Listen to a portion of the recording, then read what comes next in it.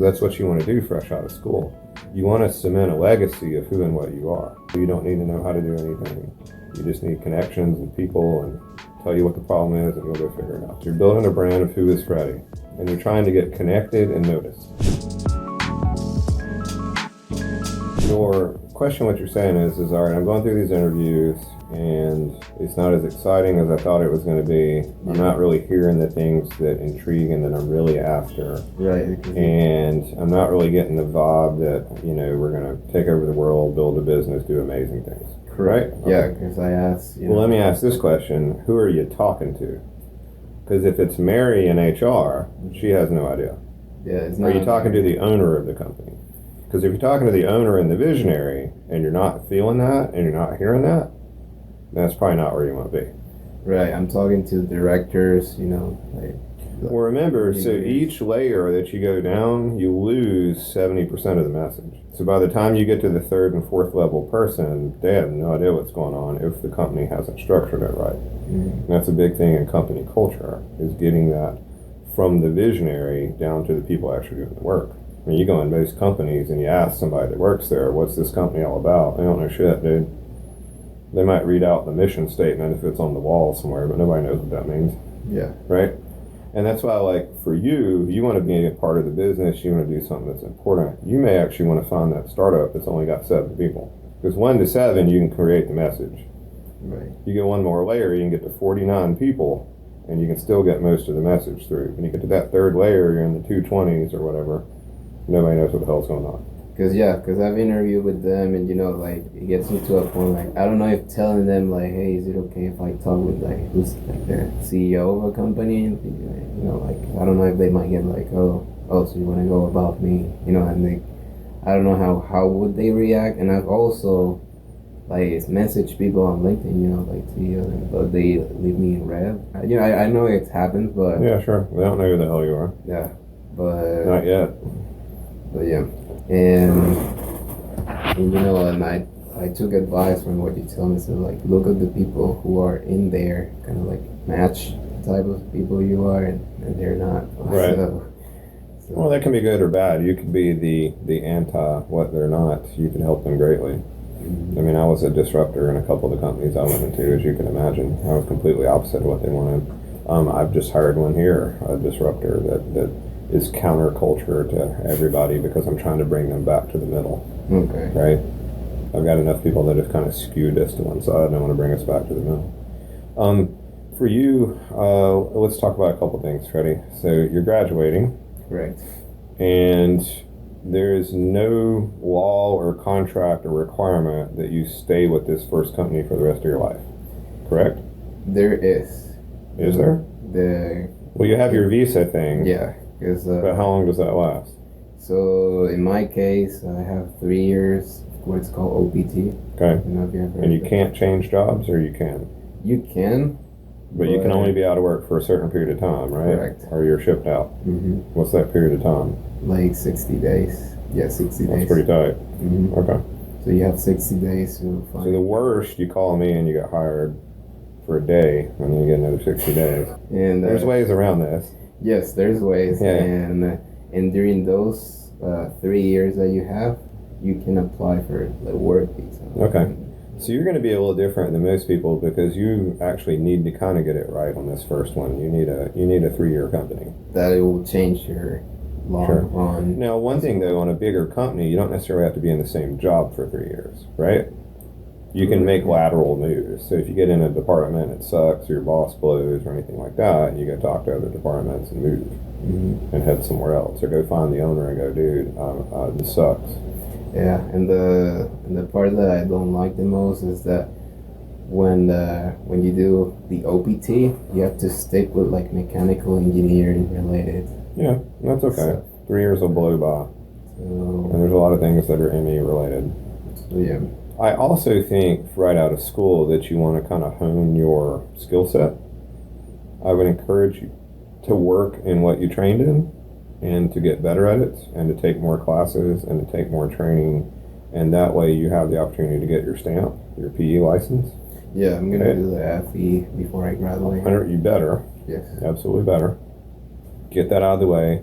And then, like I said, those first 4 or 5 years, they'll go by very quickly. You really want to be doing stuff, not managing stuff. You want to be doing stuff, not building businesses. You want to be doing stuff. Like you want to hone this craft and get better at it. Because they've given you some tools, but you have no idea how to use them. Yeah, right. They teach about CAD, you know, the mechanical class. Nobody teaches you how to do anything. So you're going to get out and have to learn how to do stuff. And you know, that's my thing. That most of the companies, I feel like, you know, they're going to have you doing like paperwork. And so that's what you don't want.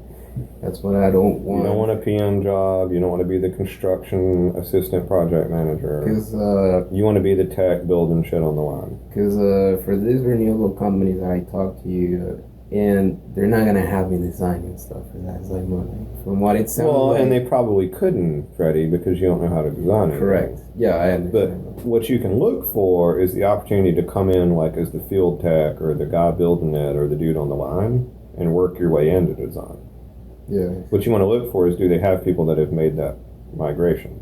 If you see a couple people that were, 3 years ago, they graduated and now they've worked their way into design, you'd love to see those path advancements, right? Correct. And the other thing is that once they do the whole, they teach you during the process, and you're gonna end up doing for this type of company like construction work, because and and I thought about it. So you got to realize that you're probably. And actually, when you first get out of school, I would take the job that puts you on site. I would take the job that has you building stuff. I would take the job that has you working 3 and 4 shifts in the middle of nowhere and traveling. Like right now, you don't have a lot of commitments. You're not married. You don't have kids. You don't have to be in a certain place. Volunteer to be the dude that gets shipped out and figures it out, right? Because you'll get 10 years of experience in that 1 year. Right. While some dude's chilling in the office pushing paperwork, you're installing a line at 3 a.m. in the middle of nowhere, right? Mm-hmm. And what you want to do in this first part of your career is you want to build the story of who Freddy is. And this, I've got this on a couple of my old Friday stories and stuff on the YouTube channel, but one of the first things I did at a certain company is I came in extremely early all the time. And I absolutely crushed work. So I built this persona that I was always there early and I was always working hard. Now later, as I fell out of love for the job, I eventually started showing up later and leaving earlier and trying to find a way to get out of the company. But the funny part is I came in late one morning. Like I was normally coming in at 6. Well, I rolled in at 8 because I hated the job now. And this dude gave me some shit about it. Dude, what you doing rolling in on banker's hours? And this electrical guy came out of the back and literally shoved him against the wall and told him, "You shut the fuck up. Zane's here before anybody. He's worked his ass off. This dude crushes it." I hadn't been crushing it, dude. But I had built a persona in the beginning that's who and what I was. Mm-hmm. So that's what you want to do fresh out of school. You want to cement a legacy of who and what you are. Okay. You always say yes. Yes, you'll travel. Yes, you'll find a way. No, you don't need to know how to do anything. You just need connections and people and tell you what the problem is and you'll go figure it out. Yeah, right? Like building a brand, basically. Exactly. That's exactly what it is. You're building a brand of who is Freddy, and you're trying to get connected and noticed. So what you'd love to see is your boss be someone that's worked their way through the ranks and is on the way up, right? Because you can ride those coattails all the way into the C-suite. Find the future CEO in the place, or the owner's son who actually does shit, and latch onto him and go. Those are kind of some of the things I think you should look for. You definitely, in your interviewing, you want to know, what are you going to be doing when you start? What are you going to be doing a year from now? You want to know what access you have to the graybeards and the old timers. Like, one of the good things about actually being in an office is being able to have those interactions and go see those people, or working in the plant. Mm-hmm. I highly encourage that when you first get out of school. If you're working remote first time out of school and you don't have a wife and kids, you're a dumbass. You're literally lazy because you're not taking advantage of making connections, because that's the other thing I was going to say. You want to build your own personal brand, but you also want to build out all of these connections you'll have for the rest of your life. You want to meet people who are doing stuff and going places. One of the first people you want to meet and get friends with is the dude who's like their technical expert and is fucking hating the company and is about to leave. Well, he may go take over another company, and then now you have 2 options. Mm-hmm. You got me? Yes. Does that make sense what I'm saying? So you want to find those people that do stuff, and you want to go meet them and make sure they know who you are. don't let your job slack. Like if you have a job to do, make sure it's done better than it's ever done, and then stay late and help the other guy. But Zane, I'm not getting paid for that. Yeah, you are. You're making a connection, you're learning a skill, you're getting better at what you do. All those things follow you for the rest of your career, right? I mean, I have dudes I could call now and they're like, Zane crushed it, and I will do whatever he needs to do no matter what. I've still got old guys that call me all the time, and we hook up and take care of one another and help each other out. A buddy of mine, Jeff, was just laid off after 20 years. He gave me a call, and we found him a spot because he's a killer. He's an absolute killer. I mean, he and I we worked 36 hours straight to finish a project one time. We built a panel, we delivered it, we installed it, we made sure it worked. I mean, nobody asked us to do it, we just made sure it got done, right? We didn't get paid any extra, we just did it. And that's what you want to do early in your career. Worry less about the money and the benefits and more about the experiences and the connections. When you are evaluating these interviews, you need to ask yourself, okay, what's the entire package? Money and benefits are one part of it. Training is another part. Yeah, that's something I asked. When it's not just training, it's the culture of training, that they'll actually spend money on it. That it's not a cost center, it's an investment. In many companies, it's just a cost center, so it takes away from profit, so they're not going to do it because there's no reason for it. You know, a company like ours, you would be the product, so we invest in you so that we have a better product and can sell it for more money. Whereas on a manufacturing line, you're a cost center, so anything they put extra into you that doesn't save them directly one-to-one costs them profit, so they're not going to do it. So you want to catch on to what that is. You also need to be smart about how you ask that question, because if you're going into work in a manufacturing plant and the first question you want to know is, will they pay for your masters? Doesn't really fit, right? Makes them question your desire and what you're trying to do, right? Because they need to sound like they align, or you're not going to get the job offer. Yeah, they're gonna be like, okay, so. Now, on the flip side, if everyone that's ever been there and is now in the C-suite started there and has an MBA that the company paid for, and you mention that, well, now you're kind of on that track, right? Yeah, that's something that I asked about the training as well, and they also asked me for what's my ambitions. So that's the part that I'm not sure if like it lines up with they want to see as well. Sure. But well, okay. Now here's a way to qualify that. One of the things I used to say to answer those questions was I would tell the guy, "I'm coming for your job because I want you to move on and be better and take over the company, and I'm going to handle your spot, and then we're just going to work our way up together." That sounded really bad in the beginning, didn't it? yeah, But it sounded a lot better when I got done with it, right? So those are things you can do to combat that. Hey, I'm incredibly ambitious, but you know what? You own me for the next 3 years of my life, and we're going to change the world. And you're going to have to fight me from doing more work. You're going to have to tell me to go home. You're going to make sure I'm not here on a Saturday. You're going to have to make me not go to the, Iowa office. That's the dude they're going to hire. Depending on what they want, right? You also have to remember who you're interviewing with. If you threaten them and they're not very confident, that's not going to go well. yeah, and you also have to ask yourself, like, do you really want to be there? Sure. Yes. Well, and I forget what the statistic is. It's pretty high, but most people quit because of their boss. No other reason. It's not money. It's not the job. It's not what they do. It's their direct boss. So that's very important. Do not take a job that you didn't get to spend some time with your direct boss. You need to know. I've made that mistake a couple times. I have one company, I over 2 years, I saw the boss in person twice. He was in the cubicle 12 feet from me, literally on the other side of this wall. Mm-hmm. And I saw him twice. Probably not the place I should have taken the job, right? Mm-hmm. I thought I was going to work for the dude that interviewed me, but he was about 1.25 miles away from me in the Lockheed plant. No, he would come down once a day, but dude, that's a trek, right? He would come down once a day, and I got to spend a few minutes with him, but he's not the guy I ended up working for. And I should have asked that question, but I was fresh out of school, and I had no idea. I was like, oh, Lockheed, lots of money, great benefits, work on aircraft. Yeah, none of that shit. And I also have a questions now that I'm interviewed, like in this process of trying to get jobs that lines up on what I want to see in my life. Like, what does it take to Freddy to interview for things?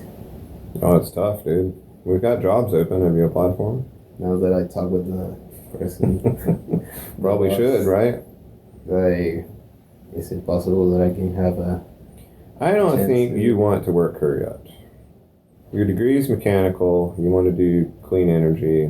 You want to do something at a big scale. I have the clean energy idea, but like I mentioned, it's gonna end up doing civil stuff, like with the stress and all that, and it's not actually like electrical part of it. But you know, like I've had experience with like doing the whole degree and all that, and you guys do cool stuff as well. Oh, we do. Like We're a cool company. We're a cool culture. We train, we help, we build, we push. All of those are amazing. But I'm going to tell you the same thing that I told a bunch of my mechatronics kids who are amazing and really good at what they do. I would encourage you to go out and make your mark and make some connections and find opportunities. And then at some point, it will be the right time to come home. We've joked about, doing the Order 66 call from Star Wars, and everybody kind of comes home or whatever it is, right? The home and beacon, where everybody comes back to the mothership, and then we do something great. So, no, I think there's so much opportunity out there for you in the areas that you actually are interested in, that I encourage you to go out there and just make a mark, fail miserably, get involved, make connections, and all those kind of things. Because you've always got the opportunity. Like, let's say you got mad at the place and you hated it, or you got let go a year from now, you can always call me up. I'll make some spot for Freddy, right? because that's the other part that when I go to interviews and I talk to them, they like I'm international, so they're like, oh, I know. No, I get it. And the other side is the ones that they seem available. They like I don't feel like they're gonna push me like to be ambitious as I can. Like maybe you can find a company that's owned by some young gun from Venezuela that's 10 years ahead of you, and he sees him and you.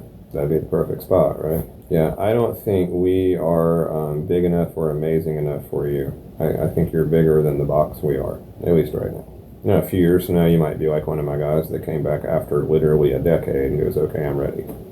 He went and worked at a bunch of other companies, did a whole bunch of other stuff, was amazing, and then finally realized, wait a minute, I'm going to come home and we're going to build a company, and he's doing it right now. He's building a whole branch of our company out on his own, doing it, got his own P&L, doing his own thing. So if the opportunity's there, I think you go take advantage of everywhere else for a minute. Look around, see what's out there, beat down the bushes, get somebody to sponsor you for 3 years, do your thing, make a huge mark, see if you can become the CEO in 3 years. Yeah, give yourself a challenge, see if you can meet everybody in the building. And that's a piece that I think a lot of you guys coming fresh out of school, especially if you don't have kids, wife, family. If you don't have responsibilities, your responsibility should be to you and your career. Don't get out and buy a stupid car and buy a stupid house and get stupid expenses and go to the bar every Tuesday night and get hammered. Work, get good, learn skills, learn your skill set, get really good at being a mechanical engineer, because there aren't any of us, okay? And if you can get really good at something that's needed by everybody, that's a ticket to freedom. Then you can do anything you want. You can be a high-priced consultant, you can be a high-priced wage slave, you can run your own company, you can do a lot of different things. You're never going to starve. The other thing that I talk to the companies, but they want me for other positions. They'll be like, oh, can you be a process engineer? Well, of course they're going to want that. They can tell you're driven and want to get shit done. So they're going to want you to put you in a spot that helps them best, which makes sense, right? You can't fault them for that. They need to get shit done, and they need somebody that can do it. And also in my place that I need somebody to help, sponsor me. That's why. Well, there's a lot of people that have come to this country and taken the job they didn't want to get what they needed. Yeah. I've got one. We called him by the wrong name for almost a year and a half because he didn't tell us. And I'm like, one day he was like, oh, by the way, my name's Farin. And I'm like, dude, we've been calling you Ramatul for a fucking year and a half. He's like, yeah. I was like, why didn't you tell us? He goes, dude, I just needed a job. You could have called me Schmid. I just wanted to get some work. He needed a sponsor. He needed somebody for his visa, all those kind of things, right? He got lucky, and the job was cool, and the position was dope, and all those kind of things aligned, right, and kind of worked out for him. But you may have to take something that sucks. There's a lot of dudes who have come from overseas and had to get a whole nother degree because we didn't accept their degree. Oh, it's not accredited. Dude, they got the same freaking degree I did, correct, right? And then they got a master's degree and did a stupid thesis that they didn't want to do. And then they work for some stupid paper mill in the middle of nowhere because that's the only job they can get that'll sponsor them. But then when they get their ticket, then they can go do what they want to do, right? Right. Yeah, that's one of the companies that I'm also interviewed that doesn't have to do anything. That's just in case things fails. Right. Basically. Yeah. Yeah, well, and that's your most important thing, right? That's number one, is to get the ability to stay. Nothing else really matters. So you got to get that box checked first, right?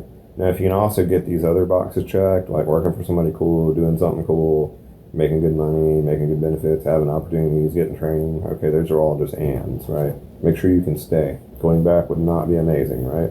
No. Right, so we're not letting that shit happen, even if we got to work at a stupid paper mill for 3 years. Yeah. The other thing is, Freddy, and I think this is important, no matter where you end up, make the best of it.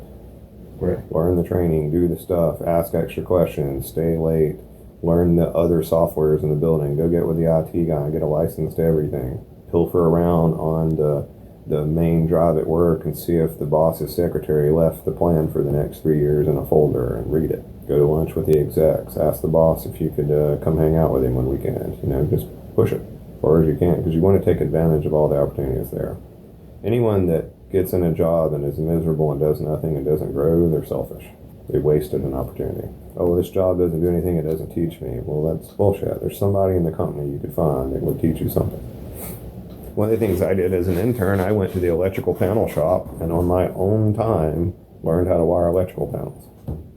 I knew I wanted to do automation and controls, and I knew one of the things I needed to learn was how to wire up a panel, so they let me build a panel. They got paid for it. I did all the work, but I learned how to do it. I didn't make a dime, but I could still wire up a panel right now. I could still feed my family. I could still learn a skill, right? And you did the, after hours? Yeah. Yeah, I would come in at 7, I would work till 6, and then I would go on second shift to the panel shop and see what I could do to help, and they'd let me wire till, midnight or 1 in the morning, and then I would go by some gas station and steal crackers because I didn't have any money, or roll through the Wendy's and get a courtesy water and some crackers. That's all I had. But yeah, just make the best of whatever you got, right? Learn some stuff, read some stuff, get some books. Anybody that works here and doesn't clear out my bookshelf and read every book out there, they're making a mistake. Everybody who doesn't dig through our training folder and find every video, class, and podcast and take it on their own time, they're making a mistake. Same shit with you. There's got to be something in that building you can learn. There's got to be somebody doing something, right? Right. But is it possible that, when I get my offers at the end of the semester, I can review them? Well, you'd be crazy not to, right? Because you're going to want to figure out how to do the counters, because you want to counter everything and get the best that you can for yourself. What we want to do is you're going to need 3 or 4 offers, because we want to not really pit them against each other, but we want options. Remember that? If you have one choice, you have no choice. 2, it's a dilemma. So you want options. The other thing is we want a practice run. What we'd love to have is the job we don't want that we can negotiate with first. So if we do fuck it up, that we don't lose the one job that we wanted. Now, it doesn't always work like that. The only offer you might get is the only one you want, and you're waiting on the others. Or you might get the job that could cover everything, but it's not really what you want, but their deadline is before the other one. Yeah, and that's it's going to happen. Yeah, that's why they do that. A really shitty job will put a really tight deadline on you. Because I haven't received the offer from this company, but they said in 2 weeks. But I have an interview with these people, and they're like, okay, in 2 weeks we talk. And I will ask. So that's a question of when are you guys planning on making a decision? Because I have a few other irons in the fire, and I have some other companies talking to me, and an offer is going to come up. What would you like me to do? Do you want me to let you know if I get an offer, and then you guys can decide? Or are you pretty clear that you're not going to make a decision for 2 weeks? You can even smile and say, I don't want you to miss out on hiring me and paying me too much money. Would you ask that? Sure. Well, you want to build rapport, right? You want to build a personal relationship with whoever is interviewing you and is going to negotiate with you. You want to have a personal relationship there. You want to get to be friends with them, so to speak, and understand that you understand their point of view. They got to do best for the company, and they need to understand your point of view that you got to do the best for you. And you can still have a little fun with it, right? You do need to practice negotiating. There's a book called Knock 'em Dead that has a really good way to bracket the salary and ask for things in order to go in. Yeah, it's called Knock 'em Dead. It's the whole interviewing process and resumes and all that crap that everybody puts out there. It's been out for a long time. There's a lot of different versions. It's been slowly mapped forward. I'm sure the last one's probably old. It might be 5 or 6 years old or more. But it does have a really good chapter in there on negotiating your job offer. Simple things like, hey, and they're like, well, how much do you want? Well, what's your available budget for the position? Well, how much do you want? Well, if you could give me some idea of what the position might be. Well, how much do you want? Well, my range is somewhere between, 58 and 69, or whatever. And they're like, well, that's ridiculous. You've only got 52. Well, 52 is probably not going to get me, but maybe we could work something out. And they're like, well, we can't pay that unless you were at a higher job title. Well, what if I go ahead and start at that job title and work my way back?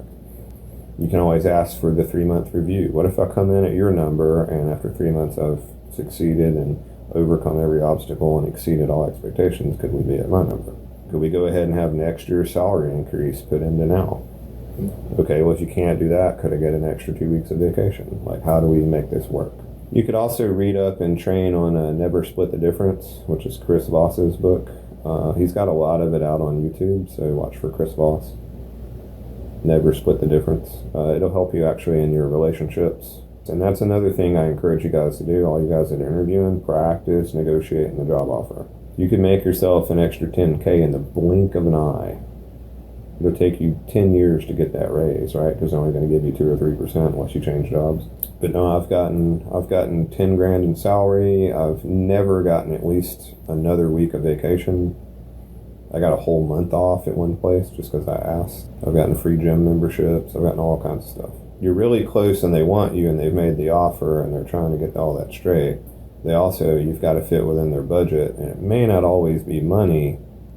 That may be a sticking point, right? And I'll give you an example. I had a company make me an offer. I interviewed in 9 departments and they offered me 10 jobs. Just for one company? One company. I interviewed with 9 departments, all 9 offered, and another department that didn't even meet me offered. Okay? Mm-hmm. And the guy gives me the salary, and it was like $30K or something.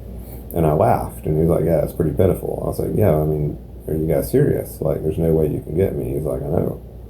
I was like, well, why don't we go through all that? He's like, it's just the way we have to do it. I go, well, why? He goes, we have 22,000 engineers. If I give you an extra 10K, everybody that's been here has to get an extra 10K and we're out of business. And I'm like, okay, that makes sense, right?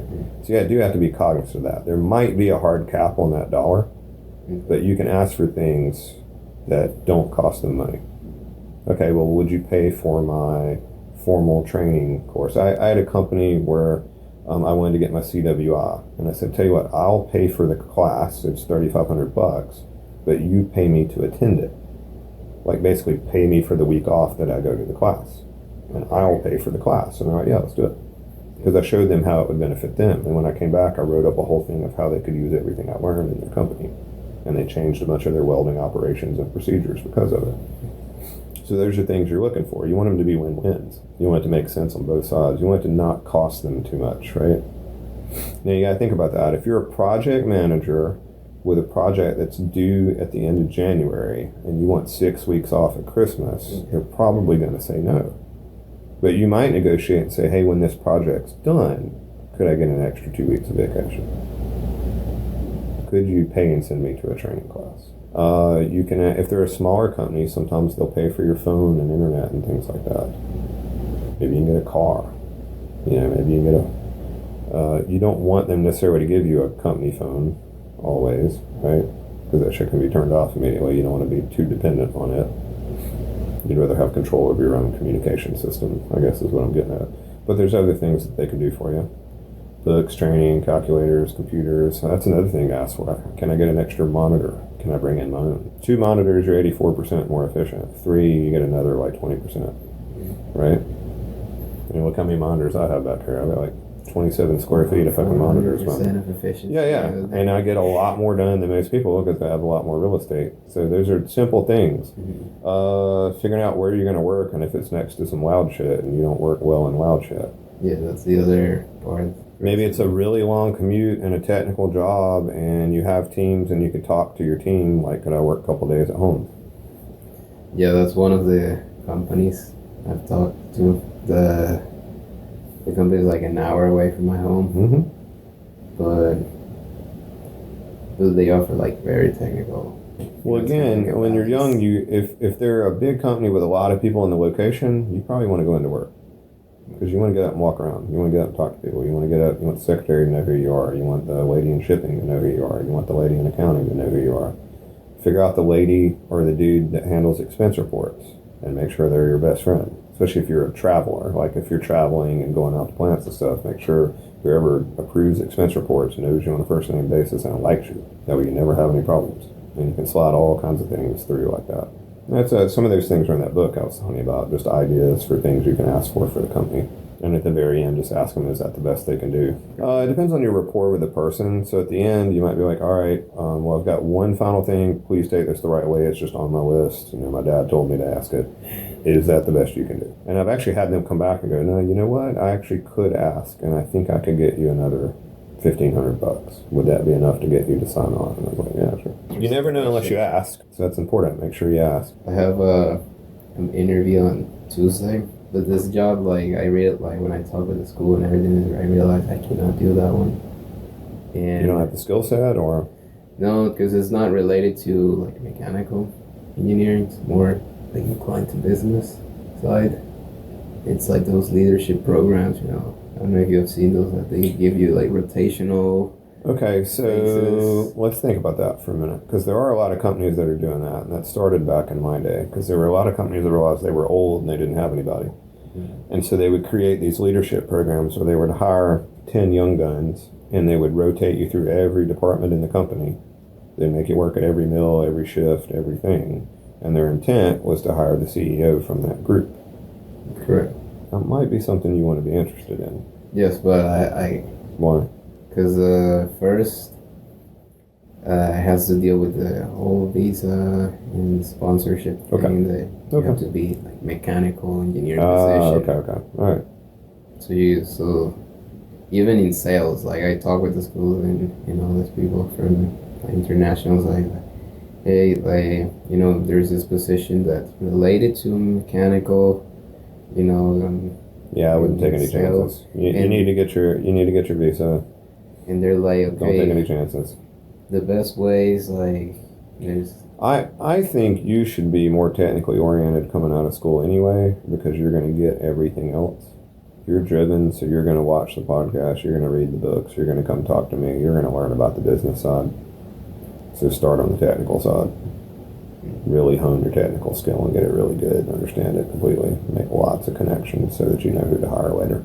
Find out who those geniuses are, who the best programmers are, who the best design engineers are, who the best gear guy is, who the best pneumatics guy is, you know, all this kind of thing. Who's the best panel builder, who's the best controls guy, and know them. And that way one day when you're trying to build a project and get something done, you know who to call. How do you identify, like, because I know there's, of course, so much work to do, like, so many people to help, and, you know, you ask yourselves, like, during whatever you do, like, you try to identify, okay, this can be better, you know, for when you're trying to create a business. Like, this is a business idea. How do you identify, for example, like, how do you start the Phoenix Engineering? Like, knowing all business comes down to this, Freddy. What problem are you solving? Okay, what problem are you solving? How big is the problem? How many people have it? Is there enough there to build a business around of the size you want? Is it scalable? Is it something that can be delivered? Is there a hole in the market? Is there proof of people want it? One of the mistakes a lot of people make when they're trying to start something is, oh, no one else is doing this, so it's a good idea. That means it's probably a terrible idea.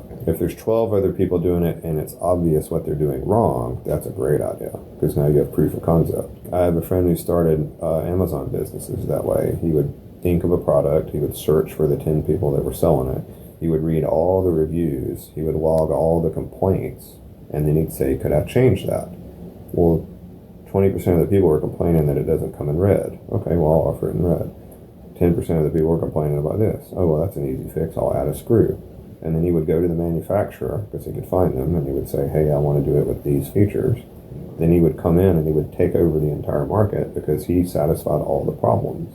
So it's what problem are you solving? If you're not solving a problem, you'll see this in the reverse. A lot of people are like, well, I'm gonna start a pizza company on the corner because I know my pizza is awesome and people are going to love it.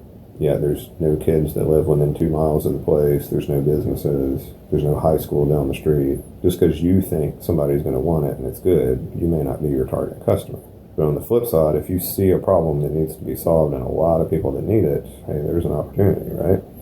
Yeah, because I'm asking, because you're mentioning to get like my technical skills increased while I'm in the job. let's say I ended up doing something that I don't want for the visa purposes and everything. Sure. But while I'm getting my technical skills, how would I identify, like if I want to use the skills I got? Like, There's a dude called James Altruer or Altruist. I can help you look him up. He's got a bushy hair. He helped invent a lot of things. He had a really good idea, and he was really big into idea generation. And he encouraged everyone to get a waiter's pad, and once a day sit down and write up 10 ideas. And anytime you meet somebody, come up with an idea for them and send it to them. And this is just who you are. And by exercising that idea muscle, you make it stronger. Right. So I'd encourage you to do that. Okay, what are my 10 ideas for a business today? All right, what are they tomorrow? All right, what are they the next day? All right, what were they last week? Oh, wait, what are the patterns? Oh, man, this just keeps coming up. Yeah, because I know, like...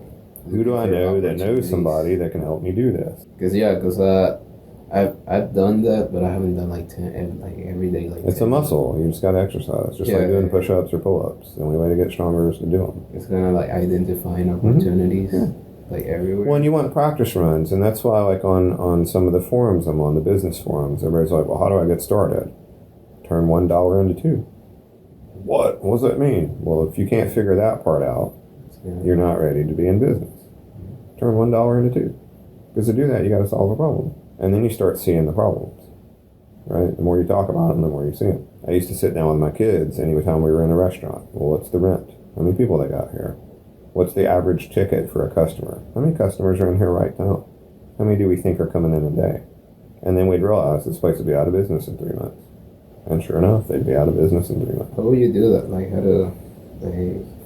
how do you start to, kind of that stuff, like identifying where this is restaurant, for example? Again, it's just practice, right? Because I'm thinking, like, let's say they have me doing like process engineering, like when I get expert at doing the, all this process. Well, like, I was thinking, like, okay, it like will be beneficial to use this knowledge that I got for like selling something or. Well, you're gonna find whatever you do it the best of your ability and learn everything you can about it. So learning how to learn is another skill, right? So if you come in to be a process engineer, you don't even know what the hell that means. You weren't taught anything in school. So now you study every process engineering document and book and video and expert that you can find, and you become the best in the world at it. And you create a system of how you're going to do it. In there, you might find an opportunity.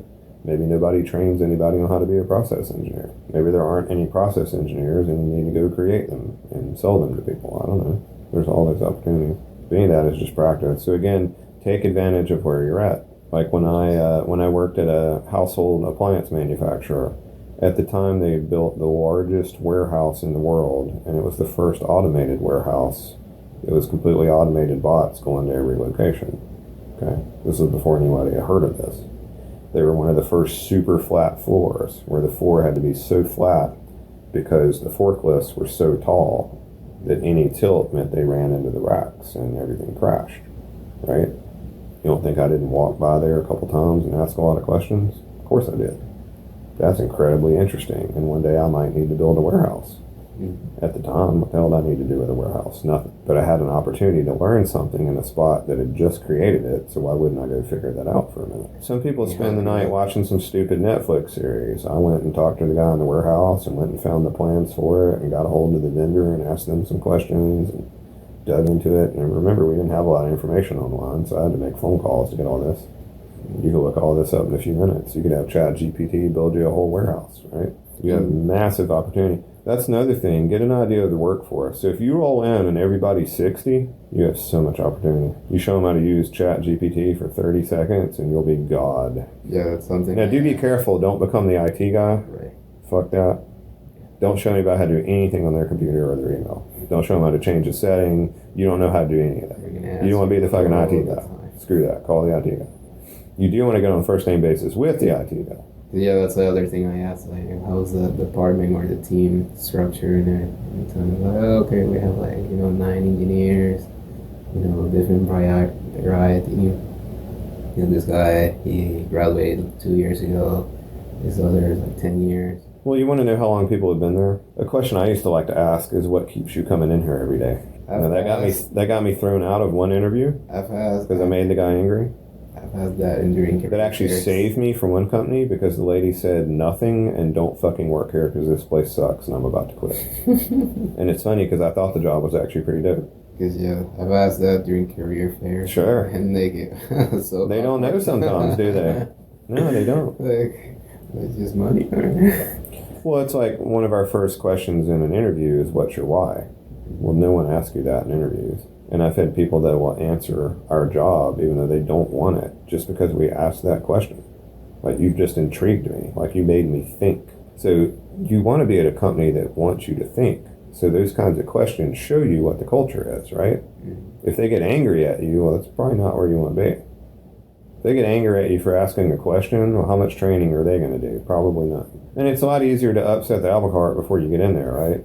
You don't want to piss everybody off after you start. You want to do the opposite after you start. You want to be everybody's friend. You want to be the cool guy. You want to be the guy that helps out. Correct. The guy who doesn't do gossip. The guy who doesn't do politics. The guy who's there for everybody. The guy that talks to everybody. The guy that takes people to lunch. You know, talks to the secretary up front and tells her how much he appreciates her help today. Yeah, that's why in one of the interviews I have next week, even though I cannot work there, I'm still interviewed because it's a 4-hour interview. You have to do a case study. Right on. It's a group interview. Sure. It's a whole. You're gonna have like a social. Well, and your question to ask them at the end is, hey, just want to clarify, you guys don't cover visa or those kind of things. Oh yeah, they clarify that they don't do.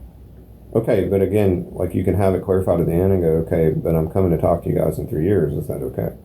Go ahead and set up people that are going to want you. Even encourage them. Tell you what, put a thing in your calendar and hit me up in 3 years, and then you can hire me then. Yeah, the other thing I have, thankfully, is like the protection status that the Venezuelans has, but I haven't received the work authorization. Sure. They're still reviewing the case, so thankfully I have the 2 paths. If I don't find anything after graduation, hopefully I can stay with the... Do you have the option to go into grad school if you have to? You can work for the grad school, right? You could work for the grad school as either a TA or an RA, right? What do you mean, like working? So you can get a job for the department as either a teaching assistant or a research assistant that pays you as a mechanical while you're going to grad school. You might be able to get around it there. That's what I'm getting at. Okay. That's how things are written up and how they're accepted. Yeah, I have to dig into that. But again, you're just trying to find ways to stay, so I don't think you'll have a lot of problem. There's a lot of people looking for MEs that'll put you in a shitty job in the middle of nowhere and pay you nothing. Yeah, that's and take advantage of you for 3 years. Companies yeah. That I'm interviewed that there's a bunch of them, right? Some of them do carpet, some of them do paper. Yeah, they're all there, baby. Some of them build cars. I know. They're all there waiting on you to take advantage of you. On Wednesday. That's okay, because you're going to get something too. So don't feel like you're being actually taken advantage of. You're just trading something for something else, right? That's one of them. That's one of them on Wednesday. I have to drive north. Yep. Yeah, I know right where you're going. And it's actually, in some cases, depending on your boss, might not be a bad gig. Get you out of the town, it gets you focused on the area. Because if you live in the middle of nowhere, you're going to stay in the plant and work more. You need to make sure they'll let you do that. But again, if you live in Cluster F, Iowa, and there's nothing to do, work and get smart and train and study and hang out with the guys on the line and do all kinds of cool stuff. That's what I used to do. I'm the only engineer that gets invited to the birthday parties of the union line workers who hate all the engineers. Because I'm the only one that would actually talk to them and help them out. And I would actually have and one job I had, the plant manager would come ask me to find stuff out because I'm the only one that talked to everybody. And that's what you want. Again, back to building your brand. Let's focus on that one more time. Your first job or two, you really want to build not only externally, but internally. What is your brand? Who are you? What's your identity?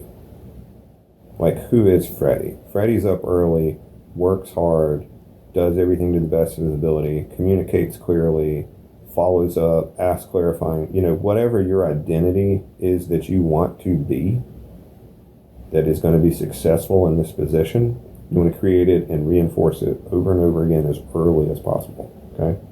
Remember, if you walk in the door the first day, trip, you're in an old shitty t-shirt and some shorts, and you don't know where you are or who you're there to speak to, you'll never live that over, right? you'll never get another chance because it's the first impression that everybody pays attention to, right? Correct. You come in, you're organized, you got your stuff together, you're never going, you look good, you look the part, all that kind of stuff. You're personable, you're nice, you take care of people, you do what you say you're going to do. You can reinforce that for those first 90 to 120 days. It'll be back to that guy I was telling you about. He was going to fight a dude for yelling at me for coming in late. When I came in late, I had built an impression of who I was, and I wasn't even that person anymore. But that's who everyone thought I was. So again, build that brand right out of the gate. And it helps reinforce with yourself. Because if you can create the identity that, no, I'm in early and I work late and I get shit done, then that will drive you through everything you do. This might be a good one to stop on. The bar is so low right now, Freddy. The bar is so low. Literally show up and do anything and you're in the top 5%. Don't complain. Don't disappear. Don't be on TikTok 12 hours a day. And you're literally in the top 3%. It's ridiculous. Just show up, do your work, be cool, be helpful, do more than you were asked to do, show up early, stay late, and you're going to be the CEO. Because there's nobody left. Yeah, we have this convention that we're doing for SHEP organization. There's a massive career fair that's gonna be in November. I'm going to it, and I always tell them like it's so easy because I have friends who are in other schools, and last year I saw one of them over there, and we were talking how easy it is to get you don't a job. have to do anything, dude. It's like just the person to like you. Yeah. Like send me your resume. Oh, you know this. You know that. Yeah. Come here. Yeah. Actually respond, actually show up, actually come to the interview prepared, actually have questions. Mm-hmm. First question is not how much time do I get off. Yeah, and that's the other thing, like the recruiters on the career fair, they told me when I told like, hey, I have my resume, because I made one resume for each company. Yeah, sure. I had it on sticky notes. And I told them, like, I already applied, you know, this is the application number, you know, I know you guys are looking for this, I have this. And they're like, oh, you made our job so much easier. Yeah, yeah. They don't have to do anything. Who are they going to call, dude? They're calling Freddy, right? Yeah. Yeah. I mean, you'd have 150 job offers if you didn't have the visa thing, right? Thousands of job offers. Yeah, no, 100%. Like you figure. And that's the thing, 3 years from now, when you get that, you're coming for everybody, dude. You're going to have everybody's job. You'll have anything you want. And that's, again, like some of these positions that you're interviewing at, if you know they're not going to be able to do the visa, build the thing, hey, can I call you in 3 years when I have my visa? Why don't you call me? Make sure you don't miss out on me. I'll do that on the Tuesday. Yeah, right? Anything to lose on the Tuesday. Like, you badly need to get this changed in your company that you will sponsor it because you're missing out on me. How you like that one? Because I told him, like, you know, I have the protection status that can help me out, but, you know, usually I prefer. Well, and if you could go, here's how easy it would be for you to sponsor me and get me, and I think you want to take that shot because I'm going to come in and change your company. What are they going to do, tell you no? Okay, well, that's what you got now, right? So there's no difference. You're going to be like, okay. Maybe one of them's like, you know what? Maybe fuck it. I'll go ask the owner and see what happens. Maybe they don't know how easy it is. It scares them because, okay, I want you to understand that 20 years ago, this was completely different. Every single foreigner that came over took advantage of the company. They would stay just long enough to get their visa and they would disappear. And they worked just enough to not get fired. There were lots of bad impressions, right? At the time, mechanical engineering and technology was horrific because there was only one school, which was Southern Poly here in Atlanta, that was any good, and the rest of them sucked. So no one hired NETs because they were terrible, unless you got one from Southern Poly that nobody knew about. It was so bad that Florida actually wouldn't allow them to get PEs because the schools weren't teaching them how to do anything, right? Mm-hmm. So again, that was a bad thing for companies to have to deal with 20 years ago. So if the owner's still of that age, they're still going to think that you're a big pain in the ass and not worth it. So if you can show them that, hey, it's really not that big a deal, and then here's who you're going to get, and here's why you want to spend the time and money to invest on me, then maybe it would be a yes. Maybe they'll change their mind. Maybe you create an opportunity for all the people coming behind you. Don't be afraid to beat on the door and ask the question, right? Because they may not know how easy it is. It's not that hard. We've had several people. So we've got a pain on one because their visa ran out. Now they're not allowed to work for a few months while we're waiting on... Yeah, I don't understand. What I don't get is why would we not want someone who has a master's degree in engineering and has worked for the company for 2 years? Why would we no longer want them when we're in a state where we don't have any engineers and there's no one to do any of the work?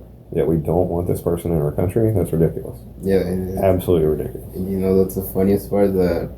Like for this convention, I've been going over the whole list.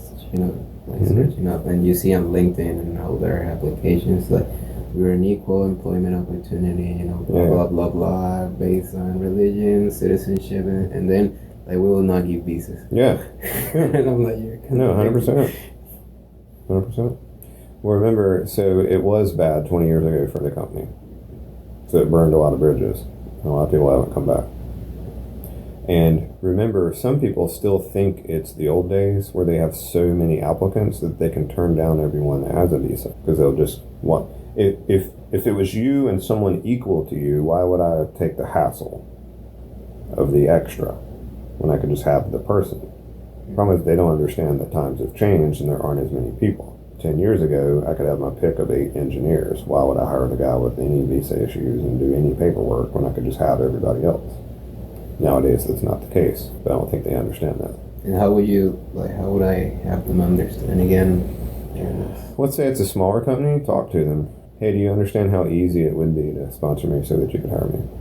Hey, I see you're not doing visas. Do you realize you're losing out on people like me? What if I can help you set that up this afternoon and show you how easy it is? And then you could just hire me and this company would be amazing. I'm going to do that on Tuesday. Either way. Why not? After the 4 Well, and the thing is, okay, fine, then I'm calling you in 3 years and you're going to beg me to come work for you. Because by then I'll have 3 years of experience somewhere else and you'll wish that you had hired me and been able to train me the way you wanted me to be. What's the worst that can happen? If they don't hire you, they're not hiring you now, so that doesn't make any difference. And the cool thing is, what if that recruiter quits that job and goes somewhere else where they do hire him? You're going to be his first call. Well, and if you've studied the recruiter and you know they've only been there 6 months, you could be like, well, hey, if you end up somewhere else that takes people, call me. Let's wrap it up with you're trying to solve a problem. Their problem is they need help. Their problem is they're short-sighted and don't understand that you can help them and all they have to do is some paperwork.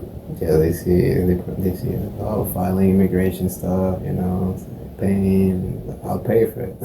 You'll pay for it. You'll do it. Salary, you know? Yeah, exactly. You'll fill everything out. You'll take care of it. It'll literally take them 2 minutes a year. Yeah, they don't know that, though. They think it's a big pain in the ass. Everybody thinks insurance and lawsuits are horrific, and they're just paperwork, dude.